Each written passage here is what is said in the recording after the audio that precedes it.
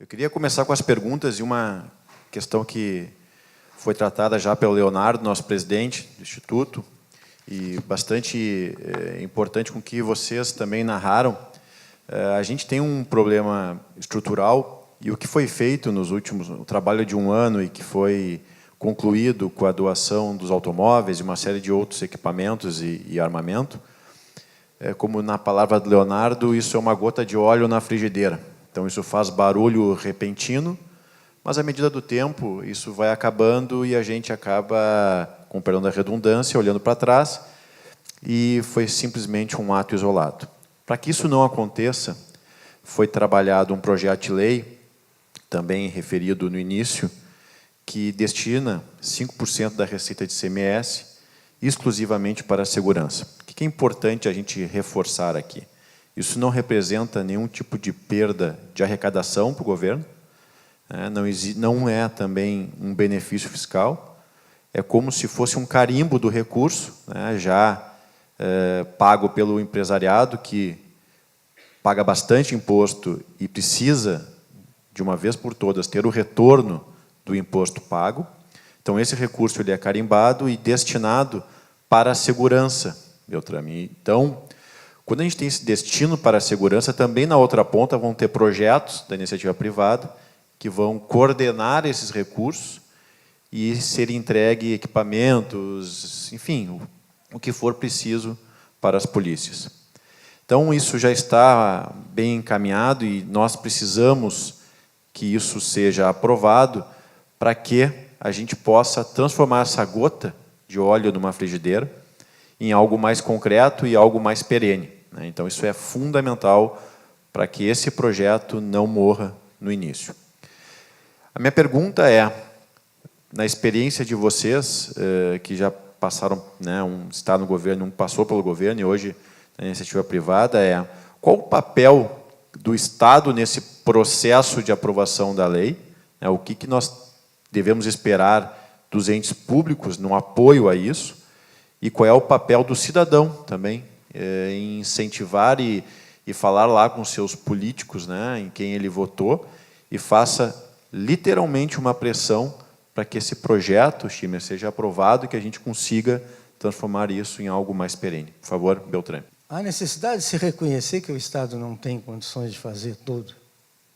E eu acho que esse momento que o país vive, há necessidade de exatamente fazer o que vocês estão buscando fazer, porque é este exercício de, aos poucos, o privado, querendo, obviamente, ele poder permear no público. Eu acho que esse é um caminho que está sendo aberto aqui e espero que seja, efetivamente, um caminho sem volta.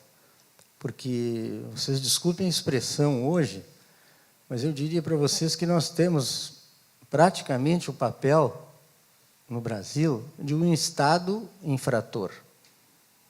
Nós temos os cidadãos que são infratores, mas o Estado é infrator. Então, não adianta dizer que não pode ou que isso acontece. Claro, mas há necessidade desse exercício de flexibilização e de possibilidades, obviamente, jurídicas, protocolos jurídicos, que façam com que o privado comece a permear o público no sentido de ajudar. Porque segurança pública, gente, não é barato. Não é barato. Os senhores façam um exercício de abstração e vejam quanto cada um de vocês gasta com a segurança de vocês. É prédio com câmera, é cerca, é estacionamento. Façam essa conta para uma pessoa, ou talvez uma família. O Estado não tem mais perna, desculpe a expressão grotesca, de gerir isso. E ele não atendendo, ele está cometendo uma infração. Não deixa de estar cometendo uma infração. Ele passa a ser um Estado infrator, sim.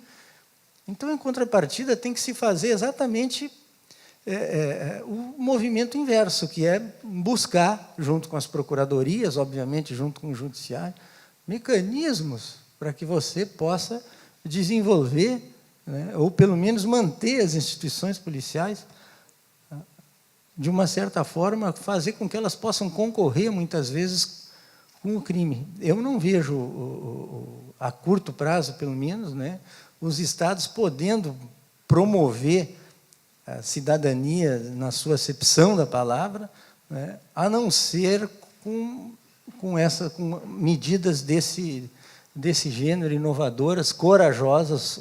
Imagino aqui o nível de debate e de pessoas que talvez não concordem, mas a verdade é o seguinte: o Estado está conseguindo entregar o seu trabalho? Não, se ele não está conseguindo integrar o seu trabalho, ele está assumindo um papel do Estado infrator também. Então, isso eu vejo como algo absolutamente necessário que seja feito, que se dê início, e espero que isso prospere para o Brasil lá fora, que vocês sejam pioneiros desse tipo de medida.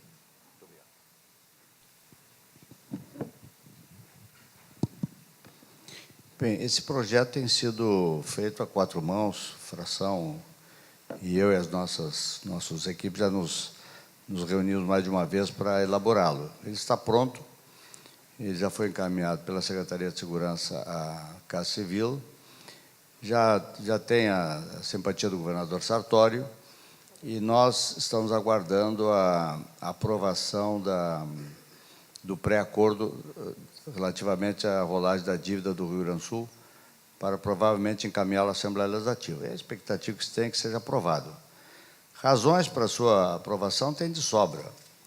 Nós temos aqui no Rio Grande do Sul, no Brasil, lei de esporte, a lei de apoio ao esporte, que reduz também recursos tributários e destina para o esporte, como tem para a cultura. Por óbvio, a segurança, no quadro que se vive no Brasil, tem mais relevância que o esporte e a cultura. Nada contra ninguém, e nenhum setor de atividade.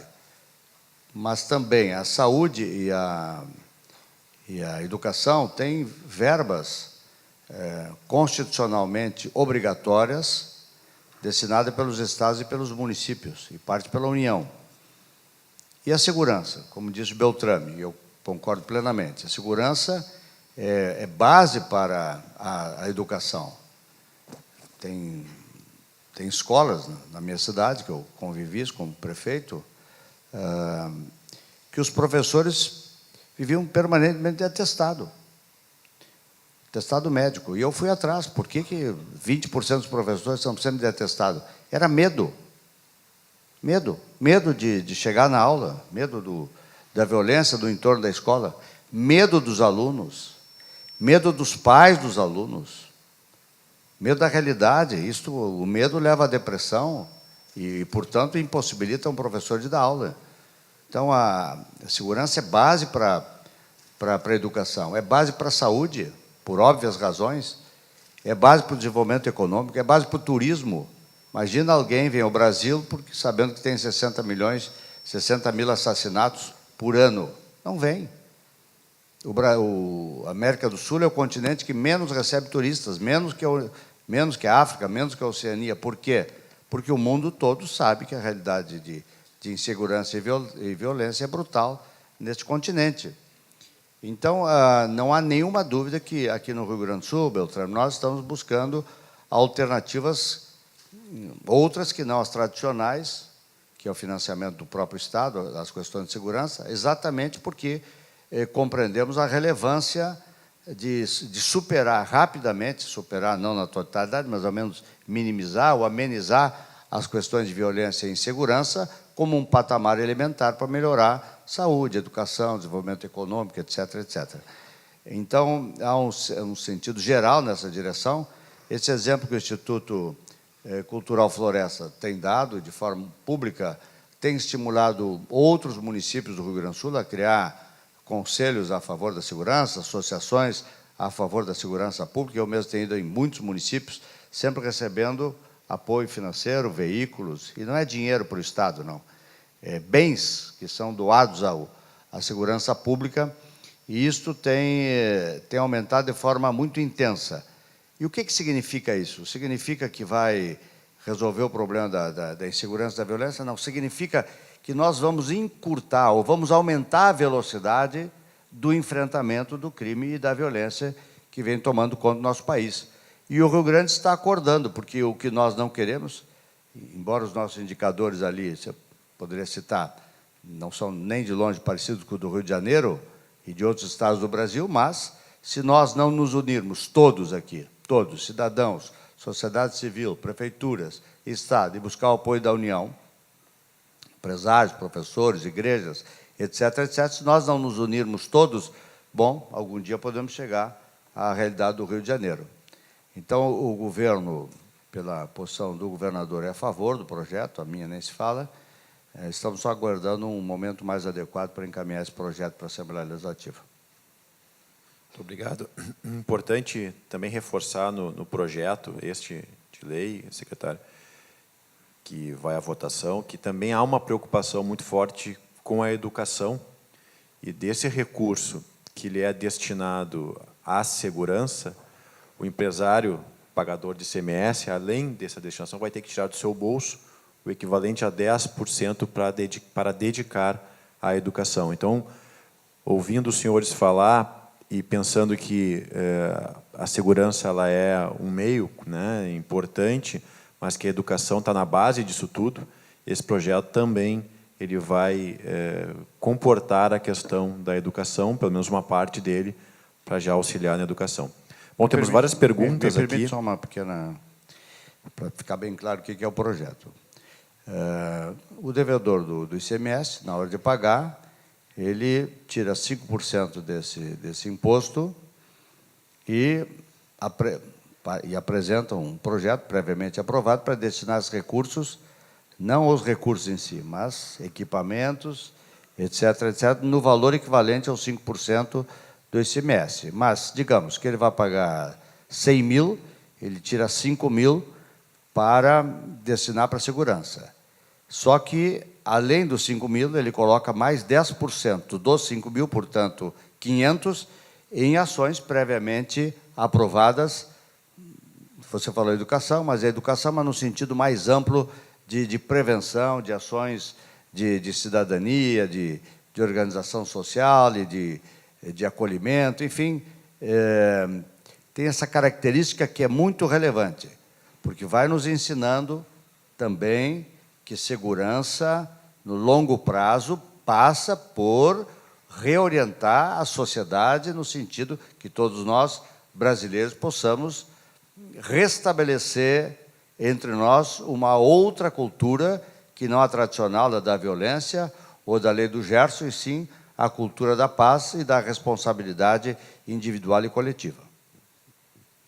Bom, vamos passar para a última pergunta aqui e pegar um pouco da experiência do delegado Beltrame.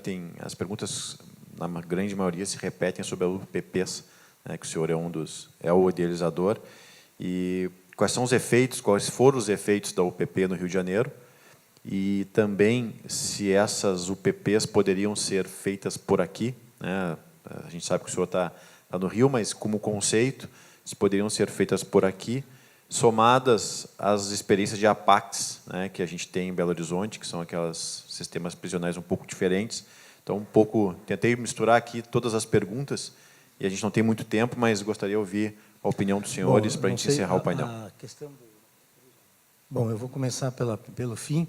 Eu acho que essa questão da prisional, a gente deve ousar e deve buscar exemplos que você tem em Joinville, você tem em Minas Gerais. Funciona ou não funciona? Eu acho que a gente precisa experimentar. Não dá mais para fazer mais do mesmo. Tem problema? Claro que vai ter problema. Vai ter crítica, mas a gente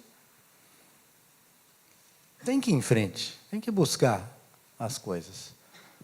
A questão de a gente se indispor com o eleitor, com a população, pelo menos a minha maneira de pensar, é do jogo do administrador público. Eu não estou aqui... Eu tenho que decidir e dizer por que eu decidi. Se deu certo, não precisa aplaudir, porque é a minha obrigação. Se deu errado, pode criticar. Mas a pior coisa de um administrador público é a inércia. É botar a cabeça embaixo do tapete. Esta é a pior. Então, eu acredito que as medidas, experimentar o que Minas está fazendo, experimentar o que Joinville está fazendo, que eu conheço, não sei se parece que Recife, alguma coisa tem, acho que é necessário de fazer. Com relação ao UPP, gente, A UPP, para mim, é um projeto exitoso. Eu sei que eu sou suspeito para falar. Por que ela é exitoso? E aí vem uma outra coisa também que a gente precisa aprender a fazer. Pelo seguinte, vocês entrem lá no site do ISP, Instituto de Segurança Pública, que está aberto 24 horas por dia, 365 dias por ano, e vejam os resultados lá que se obteve. Vejam lá os resultados. Ou seja, tudo que se fez lá é parametrizado. Você mede o que eu fiz. Ou seja, a polícia vai ganhar 50 carros? Vai. O que ela deu de retorno para a população com 50 carros? Não é só venha a nós o vosso reino, tem que ter os dois caminhos. Então, o resultado da UPP está lá. De 42 homicídios por 100 mil habitantes, nós entregamos em outubro do ano passado com 19 por 100 mil. O projeto é totalmente exitoso. Então, eu vou repetir aqui o que eu disse que não está sendo dito lá. E é o que incomoda a gente. O que deu errado foi o Rio de Janeiro. O que deu errado foi que o Rio de Janeiro faliu. O que deu errado é que o Rio de Janeiro não teve condições de prever, de trabalhar ou de enfrentar a crise. Isso é que deu errado. Mas isso é pedir demais para um governador ou para alguém dizer. Mas esta é a verdade. Se você falar com um policial do Rio de Janeiro, ele vai dizer que as coisas estão ruins. Se você falar com uma enfermeira do serviço médico público, ela também vai dizer que está ruim. Ah, porque a política de saúde é ruim? Então, não sei. Ou porque o Estado quebrou. Ou porque o Estado não teve condições de correr atrás de ver situações, talvez, como diz o secretário aqui, que estão vendo. Então, esse é um aspecto. Segundo, eu digo isso porque agora vai ter muita gente que vai dizer que o PP isso, o PP aquilo, em função da questão eleitoral. Então, prevendo tudo isso, eu digo, tudo que a gente fez está medido. Antes de falar qualquer coisa, vai lá e vê os índices. Vai lá e lê os índices de criminalidade. Isso é importante que se tenha em qualquer projeto, seja de saúde ou de assistência social. Ah, veio para o Estado não sei quantos milhões para assistência social. Ok, que bom. O que fizeram com o dinheiro e qual foi o resultado que isso trouxe?